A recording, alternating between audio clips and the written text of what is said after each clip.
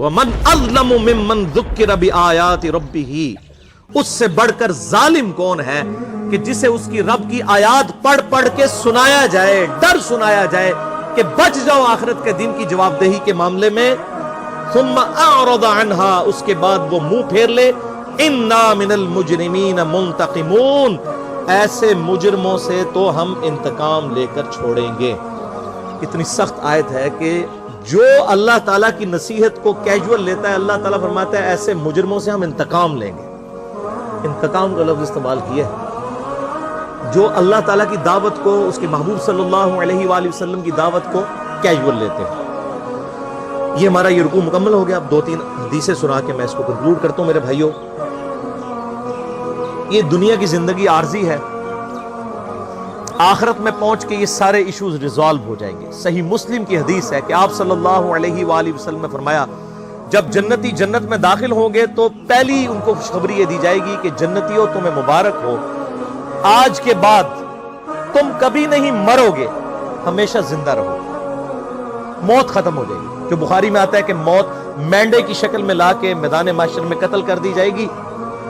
जन्नतियों के लिए खुशखबरी होगी कि अब हमें जन्नत से निकाला नहीं जाएगा, और दोस्तियों के लिए उसमें अजाब होगा कि हमें मौत नहीं आएगी। तो मुस्लिम शरीफ के अल्फाज हैं, पहली खुशखबरी जन्नत में दाखिल हो जाने के बाद कि मुबारक हो, आज के बाद तुम्हें कभी मौत नहीं आएगी। नंबर 2, आज के बाद तुम कभी बूढ़े नहीं होगे, हमेशा जवान रहोगे, 30 साल उम्र रहेगी। नंबर 3, कभी बीमार नहीं पड़ोगे, हमेशा ही तंदुरुस्त रहोगे। नंबर 4, कभी बदहाल नहीं होगे, हमेशा खुशहाल रहोगे। और 5वीं खुशखबरी तो सबसे ऊपर है कि आज के बाद अल्लाह तुमसे कभी नाराज नहीं होगा, हमेशा राजी ही रहेगा। जन्नत में कोई ऐसा अमल नहीं होगा कि जिसकी वजह से अल्लाह ताला नाराज हो। ये सारी जो हुदूदुल्लाह है ये दुनिया में, जन्नत में अहले ईमान को सोने के कंगन पहनाए जाएंगे। दुनिया में मर्द के लिए सोना हराम है, दुनिया में मर्द के लिए रेशम हराम है, लेकिन कुरान हकीम में आता है रेशमी लिबास पहनाया जाएगा जन्नतियों को। जन्नत में कोई ऐसा अमल नहीं होगा जिससे अल्लाह ताला नाराज हो। लेकिन दुनिया की जिंदगी फिर कैद खाना है। सही मुस्लिम में हदीस है, आप सल्लल्लाहु अलैहि वसल्लम ने फरमाया कि दुनिया की जिंदगी मुमिन के लिए कैद खाना है और काफिर के लिए जन्नत है। कैद खाना इसलिए कि उसे हर लम्हे सोचना पड़ता है, यार ए पता नहीं अल्लाह नाराज ना हो जाए, ए मैं कीता ए गलत ना हो, ये कर दिया ये गलत ना हो। तो हर वक्त एक कैद खाने की सिचुएशन। लेकिन ये दुनिया की छोटी सी जिंदगी दे के आखिरत की जिंदगी ले ली जाए तो कोई महंगा सौदा तो नहीं।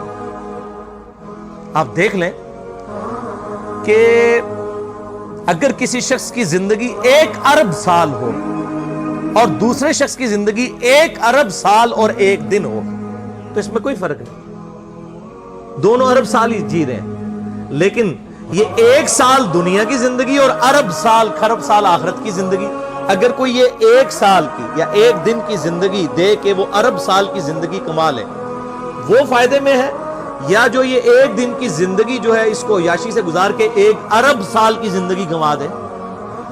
जो मुस्लिम शरीफ में हदीस है कि दुनिया और आखिरत की मिसाल इस तरह है, कोई शख्स उंगली डबोए समुंदर में, जो पानी लगता है उंगली के साथ वो दुनिया की जिंदगी है और समुंदर आखिरत की जिंदगी।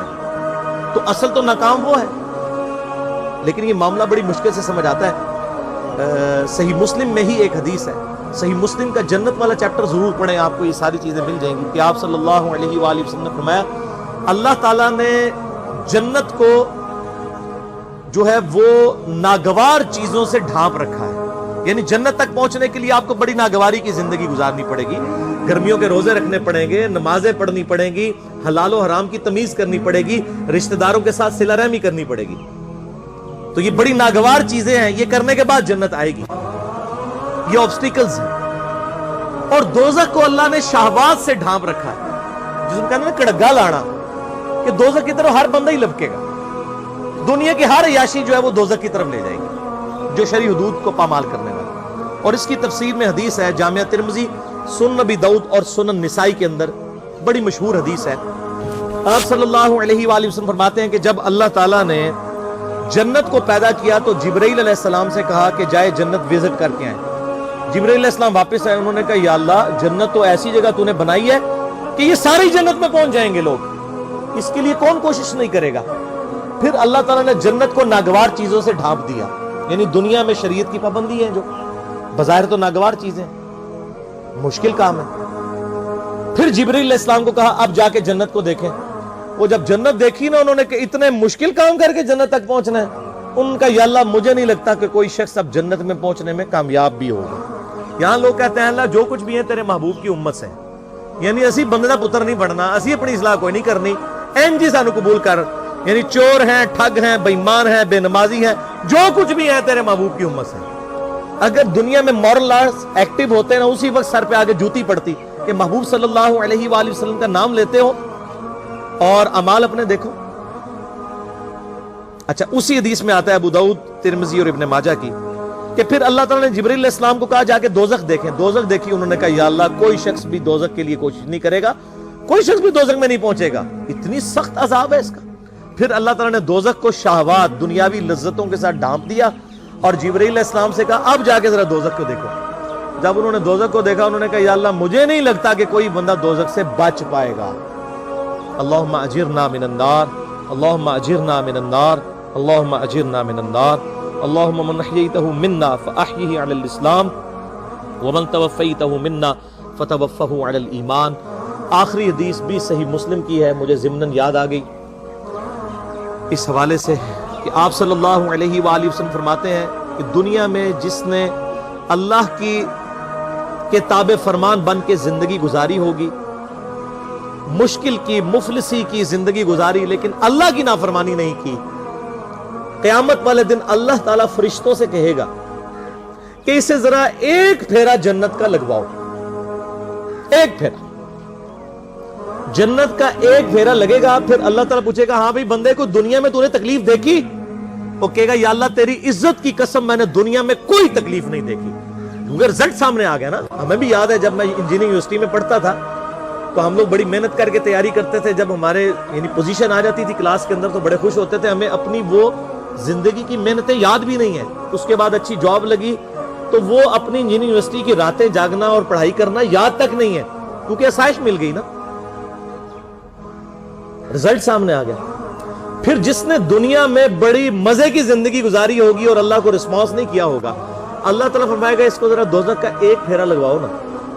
فرشتے دوزخ کا ایک پھیرا لگوائیں گے نا، پھر اللہ تعالیٰ پوچھے گا بندے کو دنیا میں خیر دیکھی؟ وہ کہے گا اللہ تیری عزت کی قسم میں نے دنیا میں کوئی خیر نہیں دیکھی، دنیا کی ساری آسائشیں بھول جائے گا، ایک پھیرا دوزخ کا۔ ادھر لوگ کہتے ہیں خیر ہے جی پھیرا ہی لگے گا نا، پھر جنت ٹوری جانا ہے۔ یہ پھیرا کہنا بڑا آسان ہے، یہ جو لوگ یہ کہتے ہیں نا ان کو کہیں کہ آپ ایک منٹ کے لیے صرف موم بتی کے فلیم پہ ہاتھ رکھ کے بتائیں، آپ اتنے وثوق سے یہ بات کرتے ہیں۔ اس سے بھی بڑھ کے میں یہ بات کروں کہ اگر آپ کو کہا جائے کہ فجر کی نماز چھوڑنے پر فجر سے ظہر تک آپ کو ایک 10 بائی 10 فٹ کے کمرے میں صرف ایک پھیرا لگے گا فجر سے ظہر تک کا، جس میں 1000 کوبرا سانپ ہوں گے، 1000 بچھو ہوں گے، ایک پھیرا ہی لگنا ہے تو تیار ہو جائے گا؟ کانپ اٹھیں گے تصور سے۔ اب آخرت چونکہ سامنے نہیں ہے نا، اس لیے کہتے خیر ہے جی پھیرا ہی لگے گا۔ اللہ معافی دے، ہمیں تو اللہ سے دعا کرنی چاہیے کہ اللہ تعالیٰ بلا حساب و کتاب ہمیں جنت میں داخلہ عطا فرمائے اور ہماری غلطیوں سے درگزر فرمائے۔ اس معاملے میں اللہ تعالیٰ سے کبھی بھی اس قسم کی بات نہیں کرنی چاہیے کہ ایک پھیرا ہی لگے گا۔ نہ میرے بھائیو، ہم تو ایک پھیرا کیا ایک سیکنڈ بھی برداشت نہیں کر سکتے۔ بخاری اور مسلم کی متفق علیہ حدیث ہے کہ آخرت کی آگ دنیا کی آگ سے 70 گنا زیادہ تیز ہے، ہم تو دنیا کی آگ برداشت نہیں کر سکتے۔ اتنے وثوق کے ساتھ اس قسم کی باتیں کرنا یہ بہت دیدہ دلیری ہے اللہ تعالیٰ کے اوپر۔ اس حوالے سے اللہ سے ڈرنا چاہیے۔